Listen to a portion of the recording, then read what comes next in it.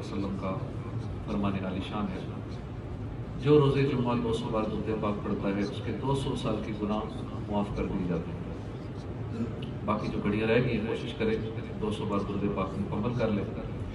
جمعے کی آخری گھڑیاں ویسے بھی قبولیت کی گھڑیاں ہیں اور شاید رمضان کا آخری جمعہ ہو، اس حوالے سے بھی یہ وقت بڑا اہم ہے۔ آج کوشش کریں دعائے افطار میں شامل ہو جائیں اور باقی وقت عبادت میں گزاریں۔ جمعے کے آخری لمحات شاید رمضان میں ہمیں پھر نصیب نہ ہو۔ حدیث پاک ہے الناس نیام فاذا ماتوا انتبہوا، یعنی لوگ سوئے ہوئے ہیں، جب مر جائیں گے بیدار ہو جائیں گے۔ علم کے حوالے سے ہم نے کل سنا تھا، ماشاءاللہ کئیوں کا ذہن بنا کہ ہم تو جاب کرتے ہیں، مصروف ہیں، عمر بھی زیادہ ہے، لیکن علم سیکھنے کا شوق ہے، جذبہ ہے، کیا کرے؟ ماشاءاللہ ان کا جذبہ اللہ قبول فرمائے۔ کئیوں نے نیت کی کہ ہم انشاءاللہ رمضان میں فوراً بعد شروع کر دیں گے، آن لائن شروع کر دیں گے، گھر میں پڑھنا شروع کر دیں گے، جو یوٹیوب پہ اس کے لیکچرز ہیں، پراپر جو درس نظامی کا کورس ہے، یہ انشاءاللہ علم دین سیکھنا شروع کر دیں گے تاکہ ہم طالب علمی میں ہی دنیا سے جائیں۔ کہتے ہیں یا عالم بنو یا طالب علم بنو یا ان کی خدمت کرنے والے بنو، چوتھا نماز نہ۔ تو طالب علم بھی رہیں گے، زندگی بھر سیکھتے سیکھتے سیکھتے دنیا سے چلے جائیں گے تو پھر بھی کوئی بخشش کی صورت بن نہیں جائے گی انشاءاللہ۔ اب کون سا علم ہے جو ضروری ہے؟ ایک تو ہو گیا اوورال علم حاصل کرنا، بڑی اچھی بات ہے، دینی معاملات سیکھنا۔ ایک ہوتا ہے فرض علم، جو ہر بندے پہ اس کی موجودہ کنڈیشن کے مطابق اس پہ حسب حال اس پہ فرض ہوتا ہے۔ وہ کون سا ہے؟ دین اسلام نے ہر ایک کو اس کی ضرورت کے مطابق علم سیکھنے کی بہت زیادہ تاکید فرمائی ہے، جیسا کہ حدیث پاک ہے طلب العلم فریضۃ علی کل مسلم، یعنی علم کا حاصل کرنا ہر مسلمان مرد عورت پر فرض ہے۔ اب سوال یہ ہے کون سا فرض ہے؟ میتھمیٹکس پڑھنا فرض ہے، کیمسٹری کا پڑھنا فرض ہے، بایو کا پڑھنا فرض ہے، کون سا والا فرض ہے؟ کیا کیا سیکھے؟ نیو ٹیکنالوجی کے بارے میں سیکھنا فرض ہے، کوئی ڈیجیٹل مارکیٹنگ کا سیکھنا فرض ہے، کوئی کیا سیکھے؟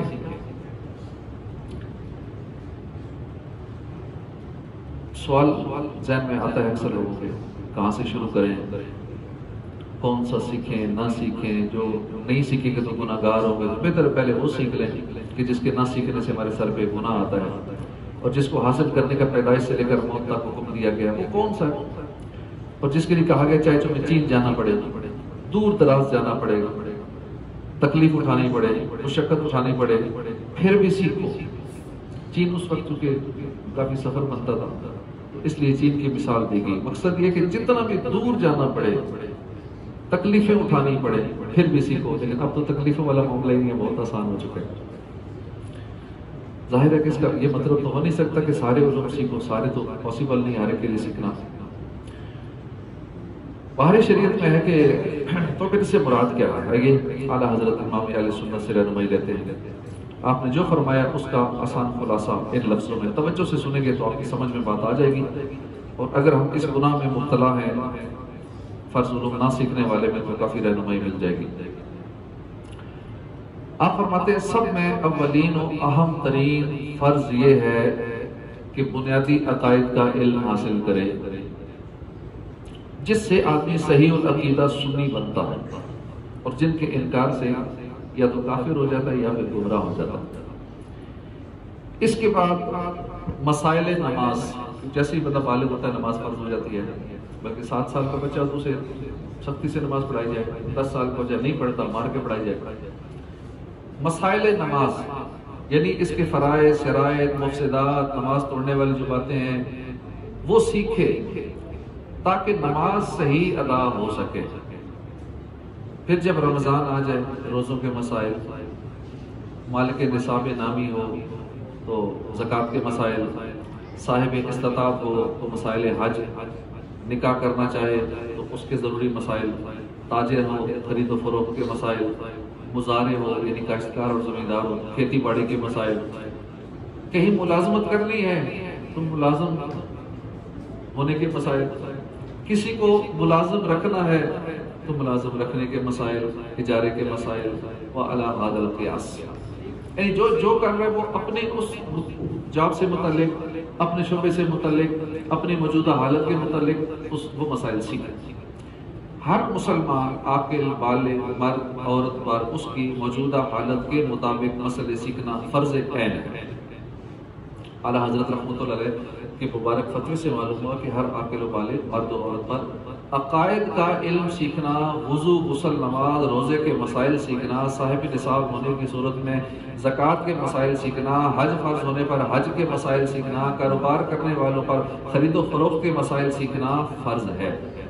آئیے اب ہم اپنے بارے میں غور کریں، ہم پر کون سا علم فرض ہے اور ہمیں اس کی کتنی معلومات ہیں۔ سب سے پہلے عقائد کو ہی لے لیجیے۔ علم عقائد ایک اہم علم ہے، اس میں یہ بیان ہوتا ہے کہ اللہ کی ذات اور صفات کے بارے میں ایک مسلمان کا کنسپٹ کیا ہونا چاہیے، مسلمان کو کیا عقیدہ رکھنا چاہیے اللہ کے بارے میں، انبیاء کرام کے بارے میں، صحابہ کے بارے میں، اولیاء کے بارے میں کیا عقیدہ ہونا چاہیے، قیامت اور احوال قیامت کے بارے میں، جنت کے بارے میں، دوزخ کے بارے میں ہمارا کیا کنسپٹ ہو، اور کن کن چیزوں پر ایمان لانا ضروری ہے، کن چیزوں کا انکار آدمی کو کفر اور گمراہی کے گہرے گڑھے میں پھینک دیتا ہے، کون سے افعال ایسے ہیں کہ جن کے کرنے سے بندہ دائرہ اسلام سے خارج ہو جاتا ہے۔ ہم اپنے بارے میں غور کریں، ہمیں ان عقائد کی کتنی معلومات حاصل ہیں، ہم میں سے کتنے لوگوں نے ان عقائد کے بارے میں دینی کتابوں کا مطالعہ کیا ہے یا کسی سنی عالم صاحب کے پاس جا کر یہ علم سیکھنے کی کوشش کی ہے۔ ہمارے معاشرے میں بہت سے نادان ایسے ہیں جو اپنی لا علمی کی وجہ سے اللہ کی ذات پر اعتراضات کرتے ہیں، کیونکہ پتہ نہیں اس لیے اللہ پہ اعتراض کرتے ہیں۔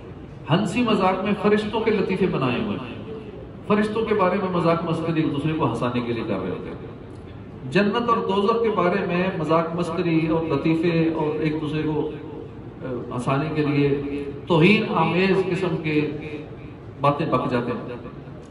اسی طرح اپنے ایمان سے وہ پھر ہاتھ دھو بیٹھتے ہیں، انہیں خبر تک نہیں ہوتی کہ میں نے کیا کر دیا۔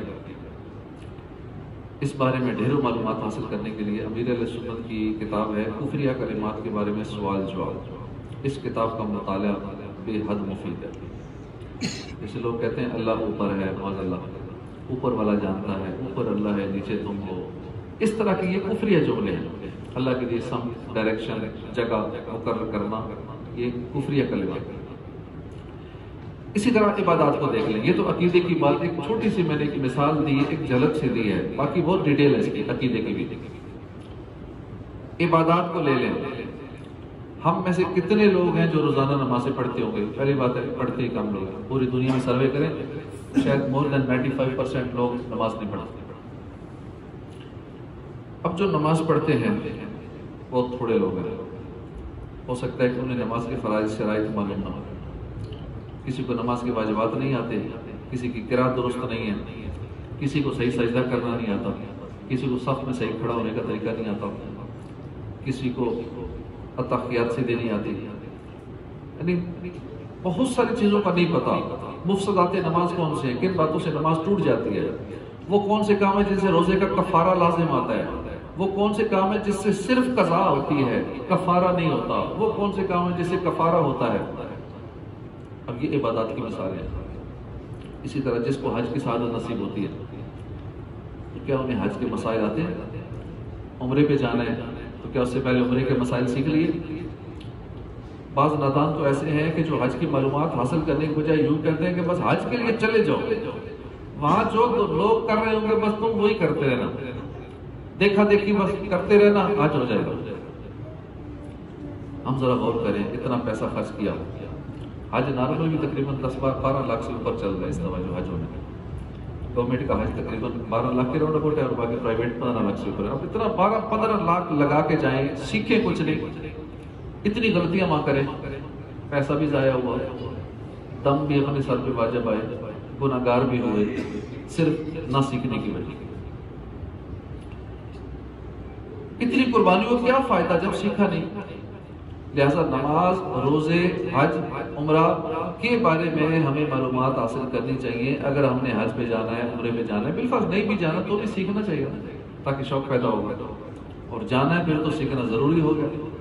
اس کے لیے نماز کے احکام ہے، فیضان رمضان ہے، رفیق العلمین کتاب ہے، ان کا مطالعہ کریں، دعوت اسلامی کی ویب سائٹ سے فری ڈاؤن لوڈ بھی کر سکتے ہیں۔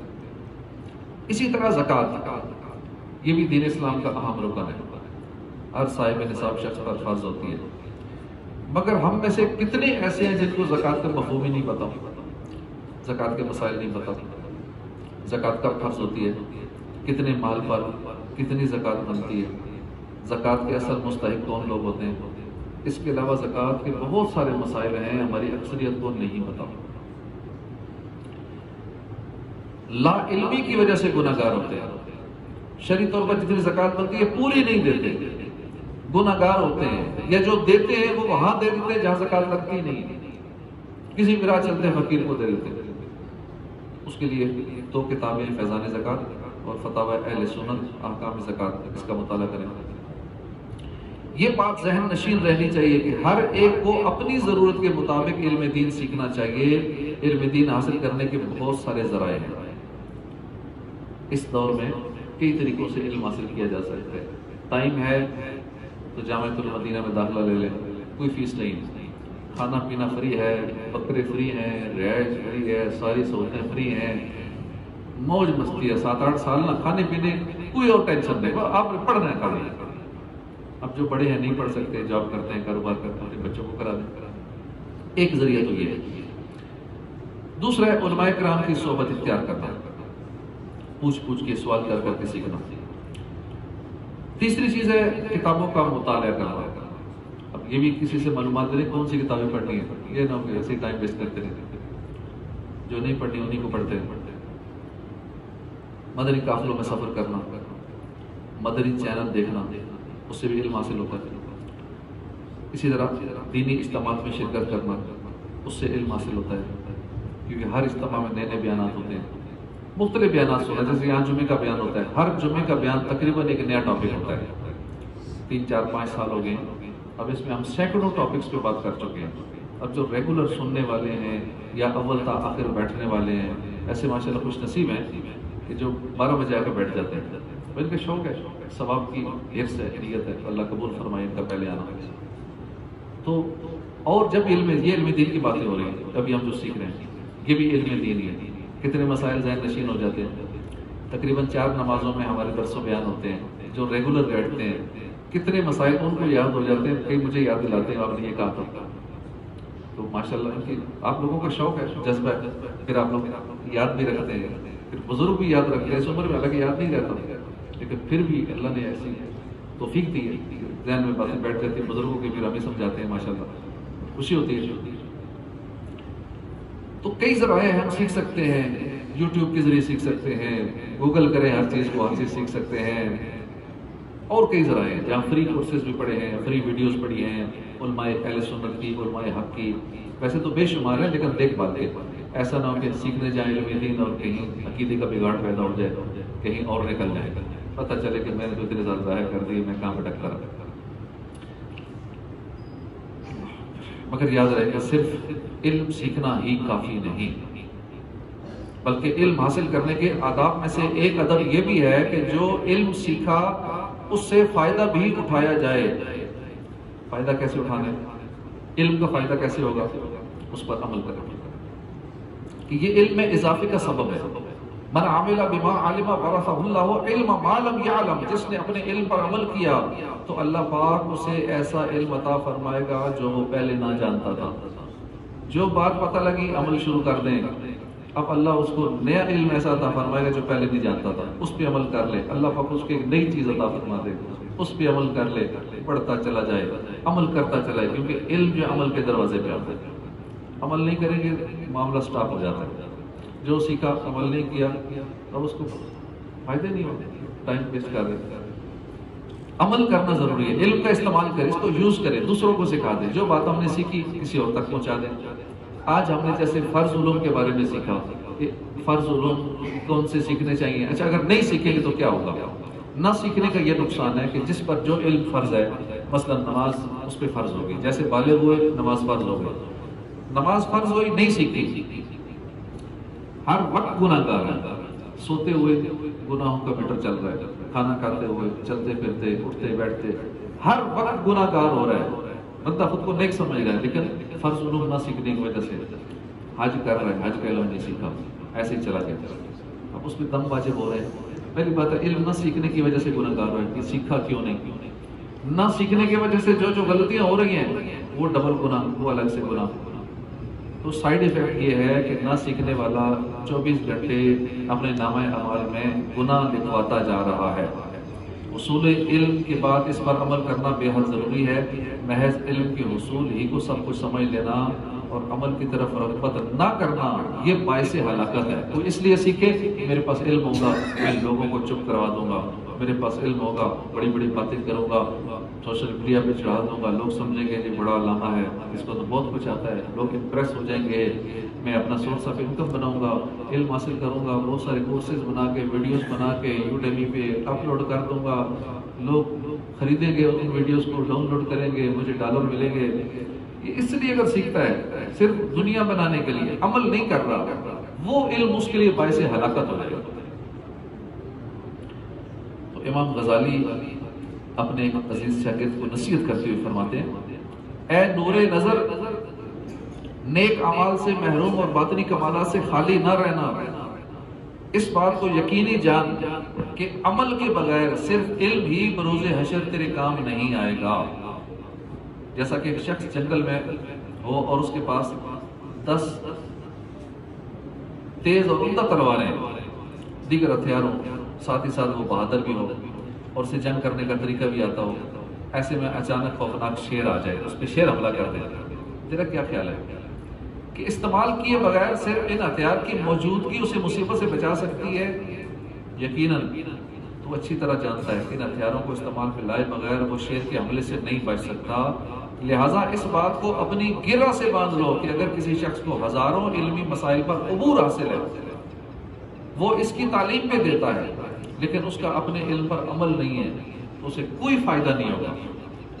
اسے علم ہے کہ نماز یوں پڑھنی ہے، خود اس طرح پڑھ نہیں رہا، اسے علم ہے کھانا کھانے کا سنت طریقہ یہ ہے، ایک طریقے پہ بھی عمل نہیں کر رہا، اسے پتہ ہے پانی یوں پینا ہے، بیٹھ کے پانی پینا چاہیے، 3 سانس میں پینا چاہیے، دیکھ کر پینا چاہیے، بسم اللہ پڑھ کے پینا چاہیے، بعد میں الحمدللہ کہنے چاہیے، خود ایک پہ بھی عمل نہیں کر رہا، کوئی فائدہ نہیں اس کے سیکھنے کا۔ اسی طرح اور بہت سارے مسائل ہیں۔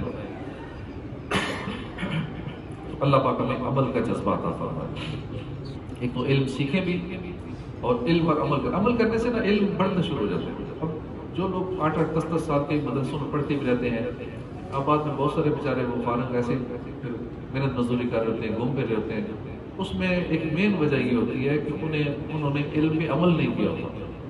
جو ساتھ ساتھ سیکھیں اس کے ساتھ اپلائی کرتے جائیں، سیکھیں اپلائی کرتے جائیں، وہ حصہ بن جاتا ہے، روٹین کا حصہ بن جائے گا، اپنی عادات میں اس میں شامل ہو جائے گا، تو عمل سے علم بڑھتا چلا جائے گا۔ اللہ پاک ہمیں علم بھی سیکھنے کا جذبہ عطا فرمائے، عمل کرنے کی بھی توفیق عطا فرمائے۔ کئی اس لیے نہیں سیکھتے کہ نہیں سیکھ لیے تو عمل کرنا پڑے گا، یہ بھی شیطان کا وار ہے، چلو سیکھتے ہی نہیں، نہ سیکھیں گے نہ عمل کرنا پڑے گا، یہ بھی غلط ہے۔ نہ سیکھنے کا وبال الگ ہوگا، نہ سیکھنے کی سزا الگ ہوگی کہ سیکھا کیوں نہیں، یہ تمہارے اوپر فرض تھا، سیکھا کیوں نہیں۔ اس لیے کوشش کریں علم دین خود سیکھیں، دوسروں کو سکھائیں۔ اب آخری عمر ہے، میکسیمم زیادہ تر بڑی عمر کی 30-40 سال سے اوپر والے، تو یہ آخری عمر ہوتی ہے، آخری، اس کے بعد پھر قبر ہی ہے اور اگلا مرحلہ کوئی ہے نہیں ہے، اس لیے آخرت کی تیاری کرنی ہے ہم نے۔ اب جوان بھی یہ نہ سمجھے کہ میں نے بھی بوڑھا ہونا ہے پھر مر رہے ہیں، جوانی میں بہت زیادہ جوان مر رہے ہیں، جوان بچے دنیا بھر کا سروے کریں نا، کیونکہ نوجوانی زیادہ کہ مجھے موٹر سائیکلوں پہ 1 ویلنگ کرنی اور اس طرح کے معاملات کرنے، بے احتیاطیاں کرنی، اور پھر کھانے پینے میں بے احتیاطیاں، فاسٹ فوڈ، تو اس طرح کی چیزیں، بوڑھے حضرات تو پھر کو احتیاط کر جاتے ہیں۔ کئی لوگ سحری میں دیکھیں ماشاءاللہ صرف پانی سے یا روٹی نہیں سے سحری کر رہے ہوتے ہیں، اور نوجوان ہر چیز دبا کے کھا رہے ہیں، جو مرضی آگے تھی ماشاءاللہ، رات کو 3 شفٹیں بھی لگاتے ہیں، اچھا کھاتے ہیں۔ تو یہ چیزیں ٹھیک ہے، بظاہر نہیں محسوس ہو رہا، ایک بار کھانا کھایا، افطاری بھی کی، رات کو کھایا، عشاء سے پہلے کھایا، عشاء بعد کھایا، وقتی طور پر محسوس نہیں ہو رہا، سب ہضم ہو رہا ہے، لیکن یہ کولیسٹرول کی صورت میں، خون گاڑھا ہونے کی صورت میں، اور اندر ہی اندر بہت ساری بیماریوں کی صورت میں، یہ بیماریاں بعد میں سار اٹھاتی ہیں، ابھی اندر بنتی رہیں گی، پنپتی رہیں گی، یہ کچھ عرصے بعد سار اٹھائیں گی، پھر پتہ چلے گا یہ کیا ہو گیا، یہ جو کچھ پیچھے کیا ہوتا ہے پھر اس کا وبال کچھ سالوں بعد پتہ چلتا ہے، پھر کچھ ہو نہیں سکتا۔ اس لیے کھانے پینے میں احتیاط، تاکہ صحت اچھی ہوگی، ہم عبادت کر سکیں، وزن زیادہ ہے تو کوشش کریں. رمضان میں بھی اگر وزن کم نہیں ہوا، پیٹ کم نہیں ہوا تو پھر کب ہوگا؟ رمضان میں بھی اگر سارا دن بھوکے رہ کے بھی پھر ساری افطاری میں کوٹا پورا کر لیتے ہیں، کولیسٹرول ادھر کا ادھر ہی ہے، وزن اتنے کا اتنا ہی ہے. نہ رمضان میں جسمانی طور پہ فٹ ہو سکے، نہ روحانی طور پہ ہو سکے، اور رمضان سارا گزر گیا. کیا کیا؟ اس لیے ہم نے ہر حوالے سے احتیاط کرنی ہے. جو بقیہ چند ایک دن رہ گئے کوشش کریں جسمانی طور پہ بھی فٹ ہو جائے، کیونکہ روزے سے صحت ملتی ہے. روزے میں تو صحت مند ہونا چاہیے. روزے مطلب بیمار کیوں ہو جائے؟ بیمار بندہ ہوتا ہے بے احتیاطیوں سے، دبا کے آئل والی چیزیں کھانے سے، پکوڑے سموسے اس طرح کی ناقص چیزیں کھانے سے، تلی ہوئی چیزیں کھانے سے. کیونکہ جب تلی ہوئی چیزیں چاہے اچھے سے اچھا آئل بھی کیوں نہ ہو، اس میں جب ایک بار اسے بوائل کرتے ہیں تو فری ریڈیکلز پیدا ہو جاتے ہیں، اس میں نقصان دہ چیزیں ہو جاتی ہیں. اب اسی میں ہی بار بار تلتے رہتے ہیں. اب باہر سے جو بازاری تلی ہوئی چیزیں ہوتی ہیں وہ تو بار بار اسی آئل کو کئی دن یوز کرتے ہیں، شاید مہینہ مہینہ بھی وہ چلتا رہتا ہوگا. اب وہی نقصان دہ آئل میں بار بار چیزیں تلی جا رہی ہیں، وہ نقصان دہ ہے. گھر میں بھی بناتے ہیں، کون سا آئل پھینک دیتے ہیں، اسی آئل کو دوبارہ یوز کر لیتے ہیں. تو اس طرح بے احتیاطیاں کرنے کی وجہ سے لوگ رمضان میں بیمار ہوتے ہیں. حالانکہ روزے کے بارے میں تو حدیث پاک ہے، صوم تصحوا، روزہ رکھو صحت یاب ہو جاؤ گے. ہم روزہ رکھتے ہیں بیمار ہو جاتے ہیں، ہمارا وزن کم نہیں ہو رہا اور روٹین چینج نہیں ہو رہی. تو بقیہ دن جو رہ گئے کوشش کریں جیسے روزہ، باقی روزہ جسے کہتے ہیں، ہم اس طرح روزے گزاریں. کم کھائیں، کم سوئیں، کم بولیں، کثرت سے ذکر کریں. اللہ پاک ہمیں توفیق عطا فرمائے. آمین.